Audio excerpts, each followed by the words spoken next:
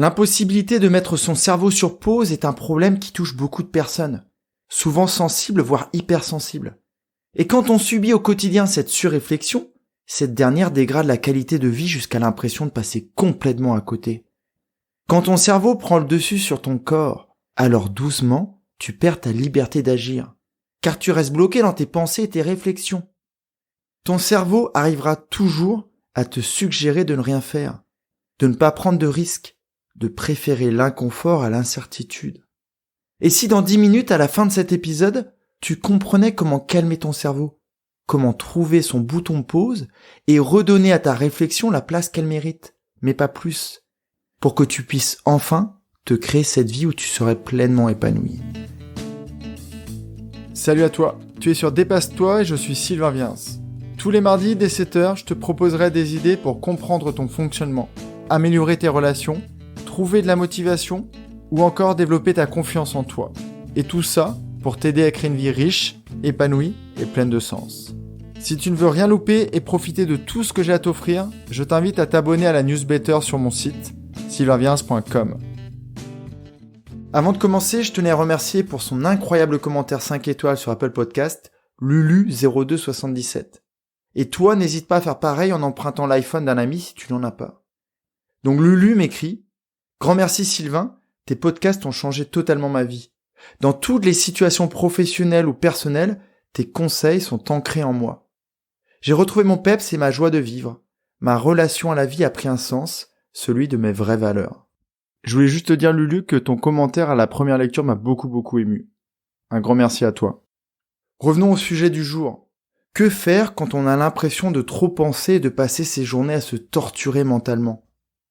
Même si le cerveau est en mode positif, ça peut être un problème. Mais ça devient un vrai souci quand ton moteur de pensée est sur le mode négatif. Quelqu'un qui pense trop subit ce comportement dès la sonnerie du réveil. Son esprit aura toujours une ou deux suggestions pour ne pas bien démarrer la journée, ou pour lui rappeler ce qu'il n'a pas fait la veille. Cette suractivité mentale le poursuit toute la journée, quand son cerveau lui dit de faire attention au comportement de ses collègues, quand il lui demande de relire 20 fois son dossier avant de cliquer sur renvoi, quand il lui fait imaginer la réaction bizarre de son manager suite à l'envoi de ce même dossier, quand il lui propose de s'isoler sur le repas du midi pour ne pas subir le regard des personnes qui l'entourent, quand il lui demande de passer 1 heure à lire toutes les critiques d'un objet qu'il aimerait acheter. Et le soir, ce cerveau continue de torturer son propriétaire en lui proposant de réfléchir au lieu de se reposer. Et si par miracle, le cerveau a autorisé son hôte à s'endormir, en pleine nuit, il n'hésitera pas à le réveiller pour lui proposer des sujets de réflexion. Passer sa journée dans son esprit à réfléchir, à penser, à se questionner, ce n'est pas trop problématique si les pensées sont positives et constructives. Malheureusement, souvent, quelqu'un qui pense trop s'enferme petit à petit dans sa réalité. Une réalité baignée de méfiance, de peur, de croyances, d'inquiétude, d'anxiété et trop souvent de stress. Beaucoup de personnes que j'accompagne évoquent ce problème, mais je t'expliquerai plus tard dans l'épisode que ce sont ces mêmes personnes qui trouvent des solutions hyper efficaces à leurs problèmes et qui avancent super bien sur leur objectif, car à force de penser, à force d'imaginer, à force de se construire des images, leur cerveau a développé d'énormes compétences. Un cerveau qui pense trop arrive à s'inventer des situations catastrophiques, qui n'arriveront jamais. Et il possède aussi souvent l'incapacité à se créer des scénarios où tout se passe bien et où la vie est fluide et agréable.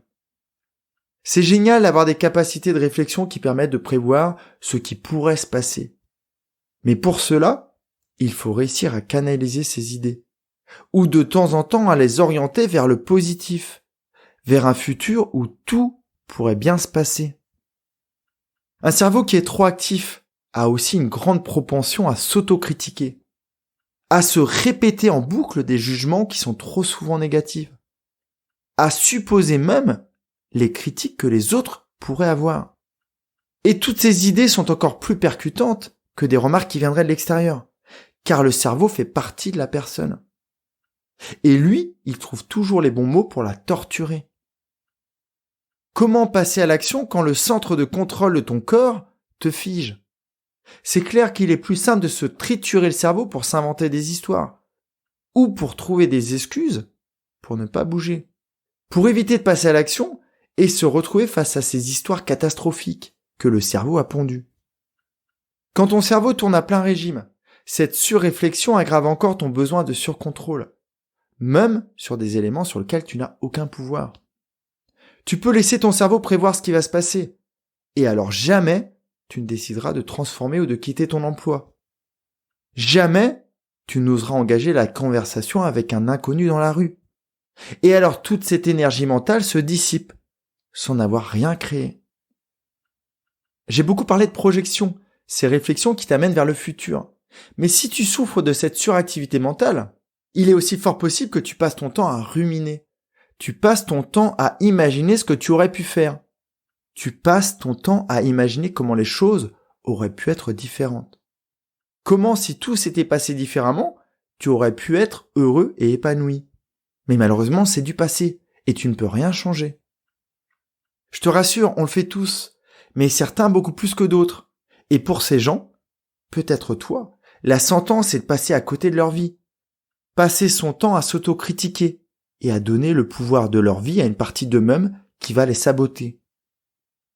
À l'extrême, cette surréflexion, cette incapacité à calmer son mental peut mener à l'isolement, à la dépression. On s'enferme peu à peu dans une réalité qui est burk, et donc on manque cruellement de créativité pour s'en sortir. Quand on a fait ce constat qui est assez terrible, que faire pour aller mieux? Que faire pour trouver ce bouton pause qui pourrait tout calmer? Celui qui pourrait te permettre de reprendre pied dans cette vie qui paraît difficile. Comme d'habitude, j'ai plein d'idées. Tu peux par exemple transformer tes pensées, ce qui te ferait imaginer des choses positives. C'est pas forcément la meilleure solution, mais ça peut être déjà un pas. Si tu penses à comment les choses vont bien se passer, c'est plus cool que d'imaginer les pires catastrophes. Si tu te projettes dans de belles relations, ça te permettra d'avoir plus envie d'aller vers l'autre et d'en construire une très belle et profonde avec lui. Si tu réfléchis au passé avec un état d'esprit positif, tu vas repérer les leçons que tu as retenues et pas seulement ce que tu as laissé en chemin. Et alors, tes futurs projets et objectifs bénéficieront de ces leçons et tu auras envie de passer à l'action. Si tu as une belle estime de toi et que tu es vraiment conscient de ta valeur, alors ces pensées vont t'aider à la renforcer. Car penser à des choses qui se passent bien va te donner envie d'agir. Et donc ta confiance va s'améliorer. Tu peux aussi t'autoriser à surpenser, volontairement, explicitement. Tu proposes à ton cerveau de se faire plaisir et de se lâcher. Un peu comme si tu le vidais. Prends un papier, dessine un croquis, invente une chanson, organise tes idées pour, d'une, les poser, et de deux, entretenir cette capacité incroyable du cerveau. Car dis-toi que tu as une machine incroyable dans la tête. L'idée ici, c'est vraiment d'essayer de cadrer ta surréflexion, pour pas qu'elle déborde dans toutes les activités de ta vie. Par exemple, tous les matins, tu peux te donner 10 minutes pour penser. 10 minutes pour réfléchir à ce qui t'entoure, et à comment tu peux faire les choses pour que ça aille encore mieux. Tu n'es pas multitâche, donc pour éviter de penser, et c'est mon 3e conseil, passe à l'action tout simplement. De préférence dans des actions qui demandent une activité cérébrale importante. Les activités d'endurance comme courir ou nager ne sont pas forcément les meilleures. En revanche, pratiquer un sport collectif, ou même un match de tennis par exemple, va concentrer ton esprit sur l'activité en elle-même. Et donc ça va soulager cette surcapacité à réfléchir. Tu peux aussi avoir des activités telles que la musique. Tout ce qui demande d'avoir une attention dans le moment. Tu peux aussi te balader, regarder la nature. Tu peux par exemple, avant ta balade, décider de te focaliser sur quelque chose, avec une idée vraiment précise. Par exemple, repérer les oiseaux, repérer les insectes.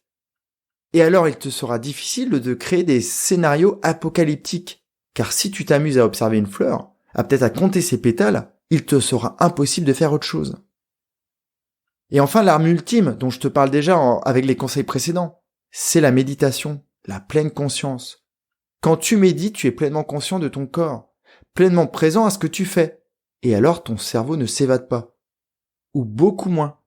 Et quand il s'évade, tu le fais revenir. Quand tu médites, tu n'es plus dans le passé à ressasser des choses, ou des événements. Tu n'es pas non plus à imaginer comment tu aurais pu faire autrement. Tu es là et tu profites du moment. Quand tu médites, tu ne souffres plus de l'anxiété d'un futur qui semble pas toujours sympa, ou de la conséquence d'un acte que tu aurais pu mieux réaliser. Tu es là dans le moment, à vraiment te réjouir de la vie. Après, je peux encore une fois te rassurer. Ce cerveau qui pense trop, c'est aussi un moteur incroyable pour changer les choses. Tu as d'énormes capacités qui, une fois bien orientées, peuvent te permettre de créer une vie incroyable, avec plein d'actions magnifiques. Par exemple, en accompagnement, ce sont souvent ces personnes qui souffrent de ce problème qui s'en sortent le plus rapidement. Car une fois que ce cerveau est reprogrammé sur le positif, il redevient créatif. Et alors, c'est un superbe moteur de solution, de créativité pour inventer des moyens d'aller mieux, et pour enfin se créer cette vie épanouie et pleine de sens. Comme je te l'ai dit, j'ai plein d'idées. Dans le courrier du jeudi que j'envoie à mes abonnés, la newsletter, je vais te reproposer d'autres idées pour aller encore plus loin, et pour enfin trouver ce bouton pause. Et tu vas voir que quand tu l'auras localisé, tu vas prendre du plaisir à appuyer dessus, mais aussi de temps en temps à le désactiver. En attendant jeudi, passe une magnifique journée. Prends vraiment bien soin de toi et demande s'il te plaît à ton cerveau de s'apaiser. Et tu vas voir qu'il est très capable de le faire. À jeudi, bye bye. Si cet épisode t'a appris quelque chose, n'hésite pas à en parler autour de toi. Dis-toi qu'à chaque fois que tu m'aides à le diffuser, tu fais tous les jours un peu plus pour aider tes proches et influencer positivement les gens qui nous entourent. Je te remercie très sincèrement pour ton écoute et je te souhaite vraiment le plus beau pour la suite.